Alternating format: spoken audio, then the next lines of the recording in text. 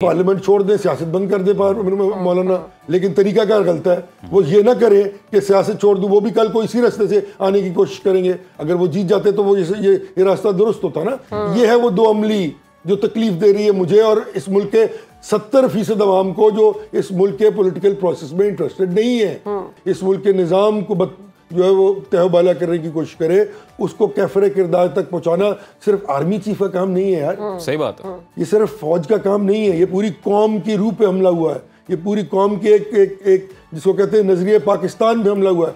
हमें ये है वो नेशनल कंसेंसस जो नहीं हो पा रहा। फिर वही बात है ना, वहां पे भी अपना बरादरी की बुनियाद पर, पैसे की बुनियाद पर, ताल्लुकात की बुनियाद पर लोग वोट देते हैं। जब तक इस कौम को आप ट्रेन नहीं करेंगे कि वो सही आदमी को इलेक्ट करें, सही लोगों को इलेक्ट करें अपने अपनी कॉन्स्टिट्यूएंसीज में, आपने कहा even at the level of the councillor, तब तक ये निजाम दुरुस्त नहीं होगा। क्योंकि आपने कहा इसने ठीक कर रहा है वो खुद ही ठीक नहीं है भाई। सीनियर सियासतदान ज़हीम कादरी साहब मौजूद हैं। ज़हीम कादरी साहब, अस्सलाम वालेकुम, गुड मॉर्निंग। क्या हाल है? Very good morning to you both. We are good sir, कैसे आप? अल्लाह का तरस, अल्लाह का तरस। ज़हीम साहब, कल काबीना का स्पेशल एक इजलास भी हुआ, वज़ीर आज़म साहब मौजूद थे वहाँ पे, और चूंकि कल 9 मई था तो 9 मई के हवाले से बात हो रही थी और उन्होंने भी सवाल उठाया कि सजाएं नहीं हुई 9 मई में जो लोग मुलव्विस थे, तो वो किससे सवाल कर रहे हैं? यही तो मेरे ख्याल में मज़ाकिया खेज़ गुफ्तगू है जी। नौकरी पक्की करने के लिए तो मीटिंग बुलाई जा सकती है, लेकिन उसके रिजॉल्व क्या हैं वो नहीं बता सके। मुझे बता दें कि वो सजाएं किसने दिलवानी है, किसने मेहनत कर रही है, किसने प्रोसिक्यूशन कर रही है, किसने हकायक को सामने लेके आना है। जो पुलिस है, दीगर इदारे जो सिविलियन इदारे हैं, उनका ये काम है ना जी। तो अगर वो इनकॉम्पिटेंट हैं और अपनी कैपेसिटी नहीं रखते इन चीज़ों को कन्फ्रंट करने के लिए, तो the buck stops at the prime minister. Very simple. हर वो चीज़ इस मुल्क में जो गलत होगी उसके जिम्मेदार वाज़े तौर पर वज़ीर आज़म होंगे।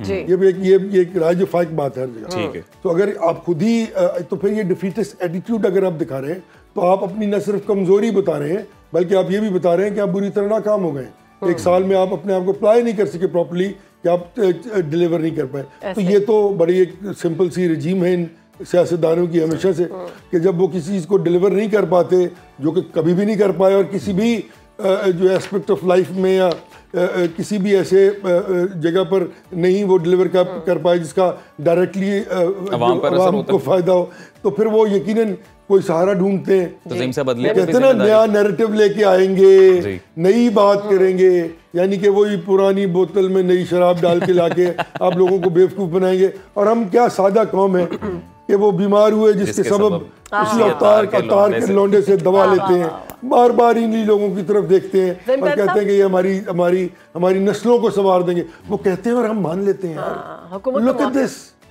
For God's sake. हुकूमत का मौक़िफ़ ये है कि अदालती निज़ाम जो है ना उसकी वजह से ये ठीक नहीं है, और तमाम तर जो जितना भी मलबा है वो अदालती निज़ाम पर डाल दिया गया है कि वो क्यों सजाएं नहीं दे रहे। बड़ी वाज़ेह बात है कि अगर अदालती निज़ाम, जजेस ने तो फैसले करने होते हैं ना जी। अब अदालती निज़ाम को किसने दुरुस्त करना? अगर 23 जज होंगे सुप्रीम कोर्ट के और 7.5 लाख केसेस होंगे तो नहीं हल हो सकेगा। अगर आप सिविल कोर्ट्स में जाएं तो यही हाल वहाँ है, यानी कि वो प्रो रेटा आबादी के बेस पे पूरी दुनिया में रजीम है कि एक specific amount of population has to be governed और एक्सरसाइज और conveyed justice by a particular amount of जजेस at all the levels, may it be local district level, provincial level, with the high courts and the Supreme Court. So if that's not there, who's responsible? It is the government of Pakistan. इस्लाहात भी तो आपने करनी है, changes भी तो आपके ही हाथ में है। ज़हीम साहब, अब साबिक चेयरमैन पीटीआई का मुस्तकबिल आप क्या देखते हैं? क्योंकि आर्मी चीफ की जानिब से भी वाज़े तौर पर कहा गया इस हवाले से कि सानिया 9 मई में जो शख्सियात मुलव्विस हैं बराह रास्त, उनको तो कोई माफ़ी तलाफ़ी नहीं है, जो बेचारे अवाम जिनको बहका दिया गया उनको तो बेनिफिट ऑफ डाउट दिया जा सकता है। आर्मी चीफ ने तो बिल्कुल दुरुस्त फरमा दिया ना जी, वो तो हो गया। पर बात यह कि उनके इस बात को, जो कि एक लाजिम मुलजूम है इस मुल्क के लिए, कि जो शख्स, जो जमात एक फैशिस्ट एटीट्यूड के साथ इस मुल्क की निज़ाम को तहबाला करने की कोशिश करे, बैरूनी कुव्वतों के साथ जो है वो उनकी मदद से इस मुल्क के निज़ाम को जो है वो तहबाला करने की कोशिश करे, उसको कैफरे किरदार तक पहुंचाना सिर्फ आर्मी चीफ का काम नहीं है यार। सही बात है। ये सिर्फ फौज का काम नहीं है, ये पूरी कौम की रूह पे हमला हुआ है। ये पूरी कौम के एक जिसको कहते हैं नजरिए पाकिस्तान पे हमला हुआ है। ये है वो नेशनल कंसेंसस जो नहीं हो पा रहा। आज भी लोग खड़े हुए हैं कह रहे हैं कि नहीं जी वो तो इस तरह नहीं हुआ था, फलाने ने करवा दिया था, फलाने ने कर दिया था, गलती हो गई थी, यूं हो गया था। तो ये तो बड़ी अजीब बात है ना, एक मुट्ठी भर लोग जब चाहे इस मुल्क को मुक़य्यद कर रहे हैं। एक आम सवाल है इसी सूरत हाल को लेके, और वो ये है कि साबिक चेयरमैन पीटीआई जेल में है, और नो डाउट के जो लोग भी सानेहा 9 मई में मुलव्विस हैं उन्हें आइन और कानून के मुताबिक सजा होनी चाहिए, और उन्हें बिल्कुल ये तो क्लियर। और किसी वो कहते हैं जी कि किसी अगर 10 मुजरिम छूट जाए और एक जो गैर मुजरिम है, जो बेचारा मासूम है, उसको सजा हो जाए, तो ये उससे ज्यादा बड़ा नुकसान है। तो आप ये कोशिश करें कि किसी ऐसे शख्स को सजा ना हो जो उसमें मुलव्वस नहीं था, लेकिन कोई ऐसा शख्स जो मुलव्वस था और बच जाए, ये मेरे ख्याल में एक शख्स। ज़हीम साहब, अब सवाल ये है कि उसी जमात की केपीके में बाकायदा हुकूमत है और अवाम का एक बड़ा तबका स्टिल के जो उनको फॉलो करता है, तो सर ये जो अब एक एक्सट्रीम सिचुएशन बनती जा रही है सियासत में, ये रिफ्ट किस तरह से दूर की जाएगी? देखिए ना, ये रिफ्ट नहीं दूर हो सकती, मैंने पहले भी कहा। इस रिफ्ट के लिए एक बहुत बड़ा एटीट्यूड चाहिए, बहुत बड़ी, अब बड़े कद के लोग चाहिए ना, जो अपने आप को गुफ्तगू के लिए जो है वो लेके आए और अपनी ईगो को सामने रखते हुए अपने इक़्तिदार को, और लोगों के दोनों तरफ ईगोइस्टिक लोग हैं, अपनी ईगो पे बैठे हुए सब लोग कि जी हम तो, हमारी ईगो है ये। यही तो भाई बात है, यही तो मैं अर्ज करता हूँ कि ये निज़ाम ठीक नहीं है, ये डेमोक्रेटिक प्रोसेस इतना गहना चुका हुआ है 75 बरस में इन लोगों की नाअक़बत अंगेज़ हरकतों की वजह से, कि वो सब कुछ होते हुए भी एक क्राउड ने वहाँ पे पीटीआई की हुकूमत बना दी है। अब आप बताइए कि अगर ये बात दुरुस्त है कि जो 9 मई को हुआ वो जुल्म था इस मुल्क के साथ और ज्यादती थी, तो क्या इस तरह की जमात को हुकूमत में आना चाहिए था? तो आंसर वुड बी नो। लोगों ने क्यों वोट दिए? वो लोगों को पता नहीं लगा क्या हुआ, कोई कन्वे नहीं कर सका उनको। और फिर वही बात कि किन्होंने वोट दिए हैं, ठीक है ना जी, अवाम ने केपी अवाम नहीं सर, अवाम ने कभी किसी को इलेक्ट नहीं किया है, माजरत से। ये सब धोखा है, फरेब है, फ्रॉड है। मैंने आपको उस दिन भी अर्ज किया था, 23 करोड़ की आबादी है, 12 करोड़ वोटर हैं, 4.5 करोड़ लोग वोट देते हैं और 1 करोड़ वाला वजीर आजम हो जाता है इस मुल्क में। तो वो they do not represent the majority of the people of Pakistan. किसने किया? फिर किसने किया? अगर लोगों ने वोट नहीं कास्ट किया है, मैं तो कह रहा हूँ किया ना, लेकिन कितना किया है ये भी तो देखें। आप कह रहे हैं मेजॉरिटी नहीं है? मेजॉरिटी नहीं, एक बहुत थिन क्राउड है जिसने किया, और वो 10-12% लोग होंगे सूबे के, उन्होंने एक तरफ वोट दिया, बाकियों को 8% ने दिया होगा, वो 40%। तो देखिए ना, 40%, 44% अगर पोलिंग हो रही है तो उसमें से 10, 12, 15, 17% ने दे दिया, बाकी 8 जगह लोगों ने दे दिया, तो वो सारे हार गए, ये हुकूमत बन गई। यार ये कौन सा कानून है? वो तो कहते हैं हमारा मैंडेट चोरी हुआ है, हम हर जगह से हम जीते थे। फॉर्म 47 वाली बात, फॉर्म 47 और फॉर्म 45 जरूर जीते होंगे, मैं तो डिसएग्री कर ही नहीं रहा से, लेकिन जिस तरीकाकार से वो अप्लाई करना चाह रहे हैं अपने आप को, मेरी तो उससे इख्तिलाफ है भाई। बिल्कुल सही। कोई भी नहीं जीता, कोई भी नहीं हारा। एक सवाल है, यहाँ जो हुआ है, आपने देखा जो जीत के आए हैं रात को, जो 7-7 दिन बाद जीते हैं, ये क्या था? तो ये फॉर्म 47 है क्या? तो ज़हीम साहब फिर तो 90% लोगों को पता नहीं, जो इलेक्शन लड़ता ना सिर्फ उसको पता है कि 45 और 47 क्या है। फिर तो मौलाना फजलुर रहमान सही कह रहे हैं, वो भी जलसे में खिताब करते हुए उन्होंने बोला है कल कि जी ये तो फिर इसके ऊपर पार्लियामेंट पे तो भरोसा नहीं है लोगों को, फिर तो फैसले मैदान में तो फिर पार्लियामेंट छोड़ दे, सियासत बंद कर दे मौलाना।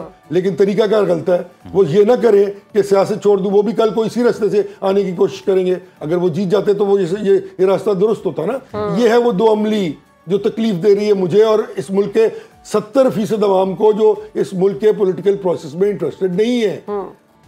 कि आप खुद अगर आ जाता जो है वो इसी तरह से, अच्छा अगर फेयर एंड फ्री हो जाए तो इसी रास्ते से आएंगे। सर एक सवाल है शहरबानों के सवाल के बाद मैं आपसे वो सवाल पूछूंगा, आप पूछेंगे।